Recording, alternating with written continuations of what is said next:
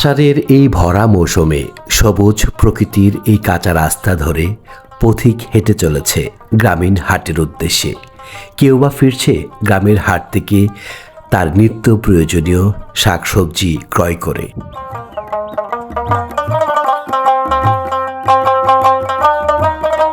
আষাঢ়ের এই ভরা মৌসুমে এই সকল গ্রামীণ এলাকার মানুষদের যাতায়াতের জন্য সবচাইতে উত্তম মাধ্যম হলো নৌপথ।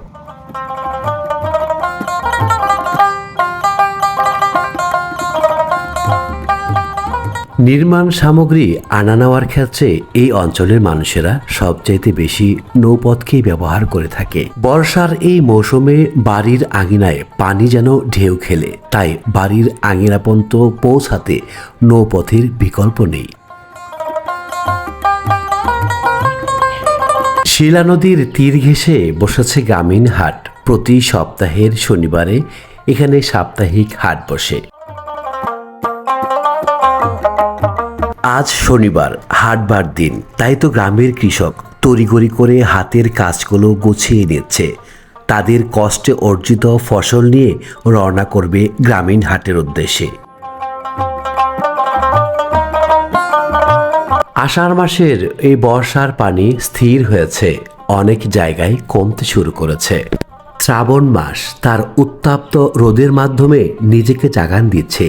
তাই তো শান্তির নীড় খুঁজে বেড়ায় প্রতিটি প্রাণী। গরু, মানুষ সকলেই গাছের ছায়াতলে শান্তির নীড় খুঁজে বেড়েছে।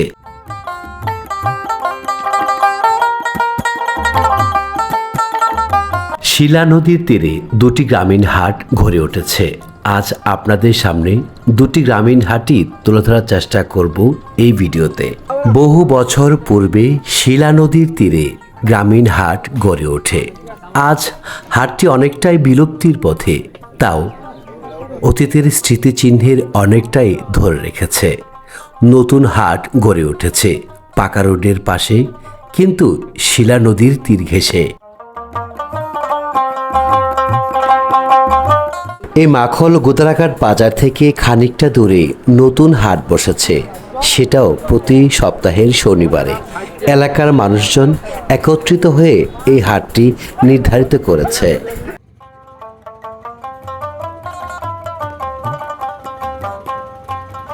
এই অঞ্চলের অধিকাংশ জমি পানির নিচে প্লাবিত হয়েছে, তাই কৃষক তার দৈনন্দিন কাজ থেকে অনেকটাই অবসর নিয়েছে।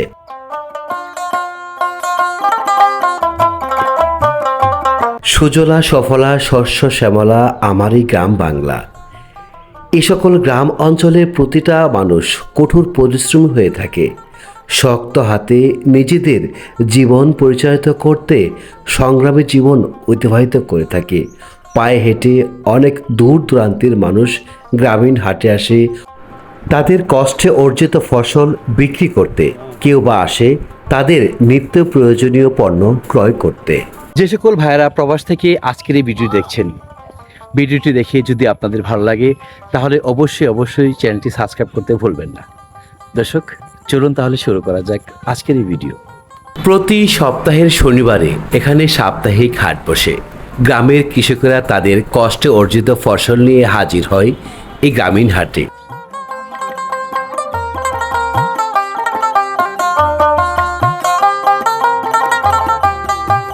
এ সকল নদীকেন্দ্রিক গ্রামীণ হাটগুলোতে প্রচুর পরিমাণে দেশীয় মাছের দেখা মেলে।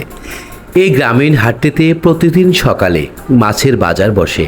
দূর দূরান্ত থেকে ছুটে আসে মানুষজন এখান থেকে দেশীয় মাছ ক্রয় করতে।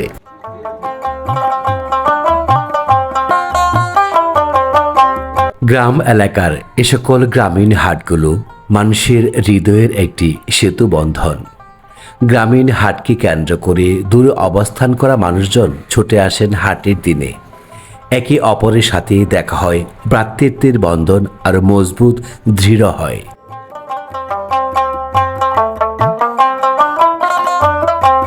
এ সকল গ্রামীণ হাটগুলো স্মরণ করিয়ে দেয় শৈশবে ফেলে আসা স্মৃতিগুলো। দাদার হাত ধরে গ্রামীণ হাটে পৌঁছানোর এই মনোরম দৃশ্য।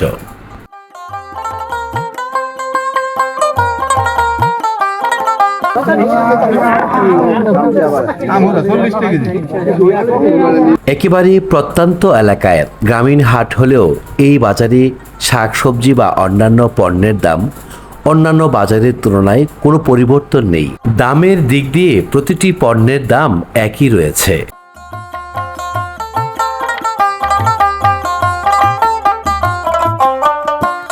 সুপ্রিয় দর্শক, চলুন এবারে যাওয়া যাক। মাখল গোদারাঘাট বাজার থেকে খানিকটা দূরে নতুন আরেকটি বাজার হয়েছে, পাগলা নতুন বাজার। সেই পাগলা নতুন বাজারে যাব, সেখানে গিয়েও পণ্যের দাম আমরা যাচাই করব। বাজারে কত কেজি বেচলেন? 280 টাকা। বাউশ বড় ভাই, এই কচু কত করে বেচতেছেন? 100। এগুলো কই থেকে আনছেন ভাই? নরসিংদী বেলাবারে। এই নরসিংদী বেলাবু থেকে নিয়ে আইছেন এখানে? জি, না আমার বাড়ি নেই। ওইখান থেকে কিনে আনছেন যা? হ্যাঁ, 3 আনছি। কত দিয়ে কিনলেন? 50 টাকা।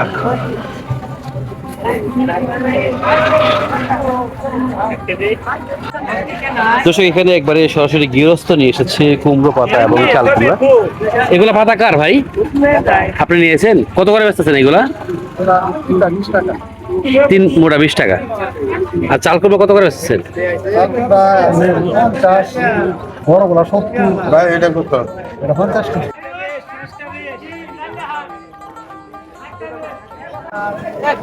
বাবা, লাউ শাক কত করে বাবা?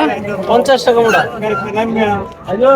কৃষকের ফসলি জমিতে পানি ওঠার কারণে অনেক সবজির দাম বর্তমানে ঊর্ধ্বমুখী রয়েছে। বেগুন কত কেজি আজকে? ভাই ওটা 50। আর বেগুন? ভাই ওটা 60। কাকুর কত করে বেচলেন ভাই? কাকু 60 টাকা। বয়স 80 ক্রস করেছে, বার্ধক্য এখনো চাচাকে দামিয়ে রাখতে পারেনি। পুরনো সেই আদি পেশায় এখনো নিজেকে নিয়োজিত রেখেছেন।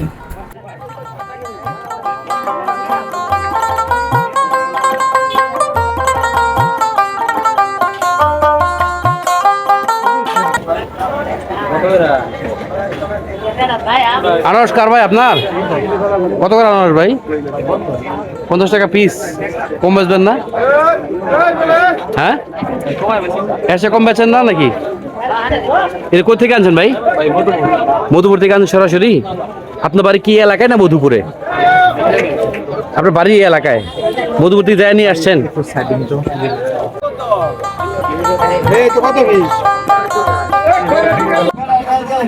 কাকা, এই পাট শাক কত করে বাবা?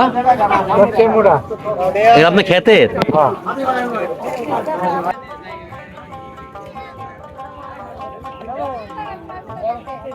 বাবা নিল আদা 240 টাকা, না নিল আদা 240 টাকা।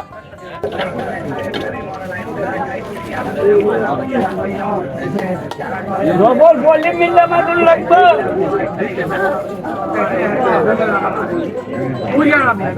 আরে কি আর কথা তো।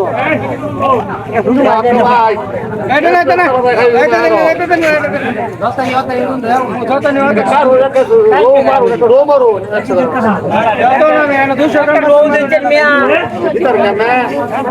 আমি বই না বই। এলা ওরে দি। আপনি কি করা? বলছি তো মাথা।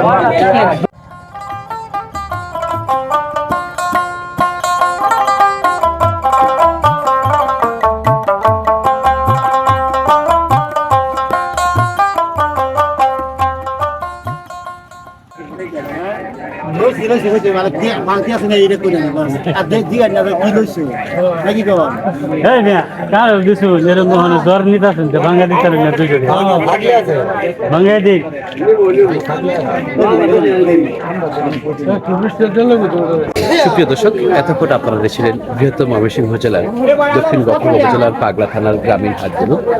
দর্শক, আজকের এই গ্রামীণ হাটগুলো দেখে আপনাদের কেমন লেগেছে অবশ্যই কমেন্টে জানাতে ভুলবেন না। দর্শক, তাহলে আর কথা বাড়াচ্ছি না, আজকের মতো বিদায় নিচ্ছি। সকলে ভালো থাকবেন, সুস্থ থাকবেন। আল্লাহ হাফেজ।